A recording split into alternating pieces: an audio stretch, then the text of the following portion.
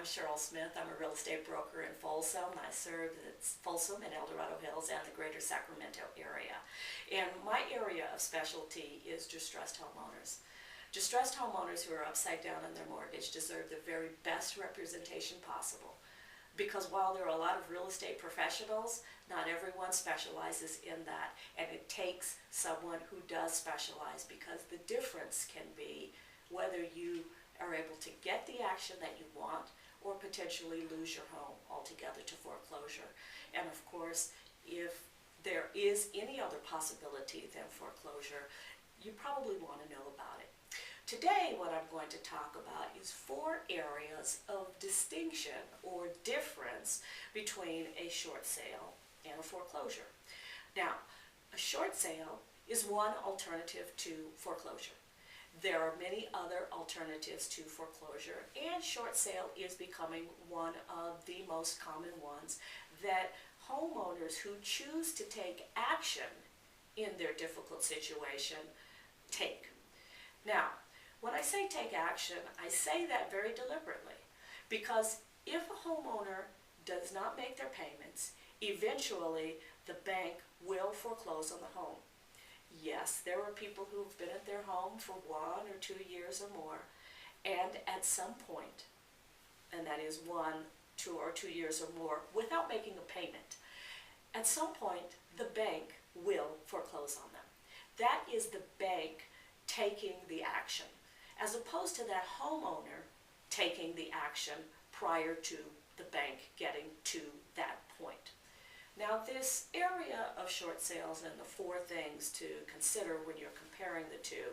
The first that I'm going to address is your ability to get a future loan.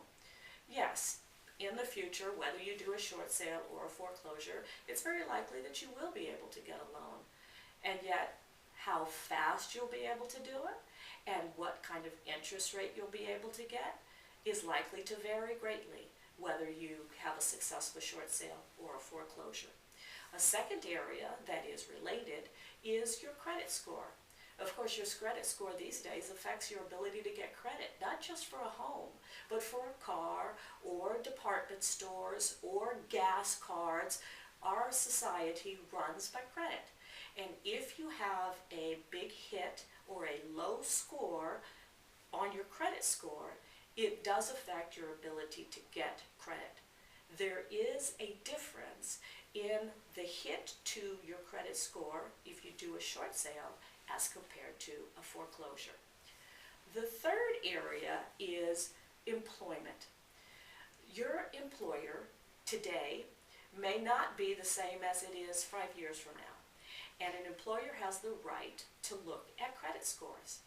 What they see on that credit score can have an effect on their decision to hire a person. If there's a security clearance involved with the job, there's an additional layer of concern. And the 4th area is a potential deficiency judgment. Now, there is legislation that is in process right now in California, which is, of course, where I practice real estate, that is looking to get rid of the deficiency judgment altogether. It's not a law. We don't know what's going to happen with that. As it stands, as of this recording, which happens to be September 9th, 2010, there is the potential for a deficiency judgment. And it's important for you to understand what that means. Now, we have a free report that's available for you. You simply go to www.avoidforeclosure-folsom-edh.com. That's avoidforeclosure-folsom-edh.com.